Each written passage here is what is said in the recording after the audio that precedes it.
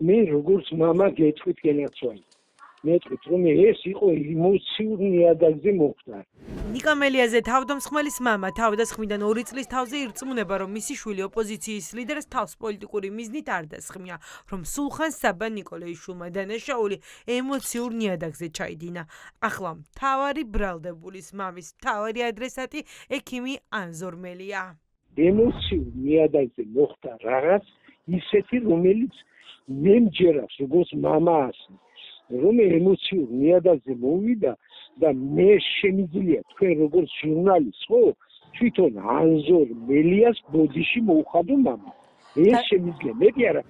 პირველებისთვის ცნობილი ხდება, რომ ნიკა მელიაზე თავდამსხმელმა თავდასხმიდან 2 წლის თავზე ჩვენება შეცვალა. თუ 2 წლის წინ სულხან საბა ნიკოლეიშვილი აღიარებდა მელიაზე პოლიტიკური მიზნით თავდასხმას, ახლა ირწმუნება, რომ ოპოზიციის ლიდერს პირადი მიზნით დაესხა თავს.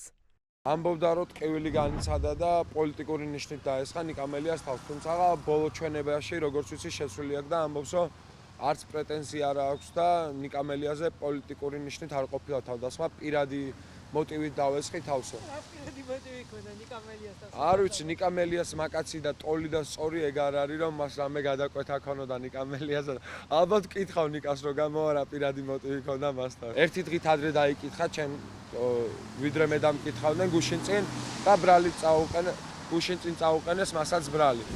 რადგან სულხან საბა ნიკოლეიშვილს ტკივილი არ განუცდია და პრეტენზია არ აქვს, ეს სავარაუდოდ ის მთავარი მიზეზია, რის გამოც პროკურატურა ცოტნე მირცხულავასა და გაბრიელ კობერიძის მიმართ სასამართლო პროცესზე საპატიმრო გირაოს შუამდგომლობას დააყენებს. სამართლის ძიებაში დაკარგულები ვართ, სამართალს ვერ პოულობთ, სუბიექტურ გადაწყვეტილებებზეა ყველაფერი დამოკიდებული, მოსამართლის მიმართ და მთლიანი სისტემაც ესე ააგეს, პოლიტიკური ნიშნითაა გადაწყვეტილებები მიღებული. 162-ს პრიმა წამიყენეს, რაც ნიშნავს, რომ მე ჩემივე საარჩევნო კამპანიას, რაშიც აქტიურად ვიყავი ჩართული, ხელს უშლიდი. 2 წელი ამ ამბიდან გასული და 2 დამამძიმებელი გარემოება იყო სულხან საბა ნიკოლეიშვილის მიმართ. ერთი იყო საარჩევნო კამპანიაში ხელშეშლა და მეორე თავდასხმა. 2 წლის განმავლობაში არც ერთი არ გამოუძიებიათ და 2 წლის შემდეგ ეს მუხლი ჩვენ ხვიძრეს აქ. თავდასხმა ნიკა მელიაზე საარჩევნო კამპანიის პერიოდში მაშინ მოხდა, როცა ოპოზიციის ლიდერი პარტია ახალის ერთ-ერთ ოფისს სამტრედიაში ხსნიდა. მედიასთან კომენტარს აკეთებდა და სწორედ ამ დროს ჩაარტყა სულხან საბა ნიკოლეიშვილმა მუშტის სახეში. შემთხვევის ადგილზე გადაღებულ კადრებში კარგად ჩანს, რომ დაპირისპირების განეიტრალება იქვე მდგომმა სტუდენტმა, ცოტნე მირცხულავამ და მელიას მცველმა გაბრიელ კობაიძემ სცადეს. ამ დროს თავდამსხმელი მანქანასთან წაიქცა. სწორედ ამ ეპიზოდზე გვეუბნება ახლა პროკურატურა 729 დღის შემდეგ, რომ დანაშაული მოხდა. ამ ადამიანზე ბრალის აღძვრის გამო თავისიანები არ გაებრაზებინა ქართულ ოცნებას. ეხლა გადაწყვიტა და აქეთ მხარეს მაგალითად ცოტნე მირცხულავას აბრალებს საარჩევნო შეხვედრის ჩაშლას. ეს როგორც წარმოუდგენელი აბსურდია, ხო ყველას კარგად გვესმის. რა ვიცი, მეც იქ ვიყავი, ერთ-ერთი ორგანიზატორი მათ შორის ამ შეხვედრის. ანუ მეც ჩავშალე მაშინ საარჩევნო შეხვედრა, თუ რა გამოდის საბოლოო ჯამში ვერ გავიგე რა. ამ ტიპის აბსურდულ ამბავთან გვაქვს საქმე. ცოტნე მირცხულავას ჩვენი პარტიის წევრის მიმართ ბრალის წარდგენა კომიკურთან ერთად სრულად გამოსვლილი აქვს სამართლებრივი შინაარსი. ჩვენ ხსნიდით პარტიულ ოფისს სამტრედიაში, სადაც თავდასხმა მოხდა ნიკა მელიაზე. ეს ნაძირალა იყო მოგზავნილი ქართული ოცნების მიმართ და თითქოს ცოტნე მირცხულავა უშლიდა ხელს საარჩევნო კამპანიას. იმ საარჩევნო პროცესს, რომელიც ოფიციალურად იმ პერიოდში გამოცხადებულიც არ იყო.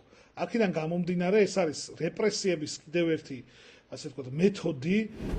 მელიაზე თავდასხმის საქმის 2 წლის თავზე თაროდან ჩამოღებას ახალგაზრდების დაშინებას უკავშირებენ ისინი, ვინც ივანიშვილის რეჟიმად გამოცხადებულ ხელისუფლების წინააღმდეგ პროტესტში არიან ჩართული. ხელისუფლებას უნდა აქტიური პროცესში მყოფი ახალგაზრდების რაღაცა დათრგუნვა, შეშინება, იმიტომ რომ წარმოიდგინეთ, ამდენი რამეს გაუძლო, არ დაიღალო, ნიჰილიზმში არ ჩავარდა, მაინც იბრძოლო, ასეთი ცოტაა დღეს შემორჩენილი და აი ეს ცოტაც აღიზიანებს, იმიტომ რომ რაში უნდა აწყობდეს ხელისუფლებას 2 წლის მერე ამბის გახსენება, ნიკა მელია ისედაც ციხეშია. ის რეალურად არის იმ მებრძოლი მენტალიტეტის და სულის მატარებელი ადამიანი, რომელიც უნდა რომ ქართულ ოცნებას იყოს საკუთარი ამომრჩევლის თვალში. ასე რომ მისთვის ქართული ოცნებისთვის მგონია, კი არა დარწმუნებული ვარ, რომ პრიორიტეტია მსგავსი მებრძოლი ადამიანების განეიტრალება ნებისმიერი გზით.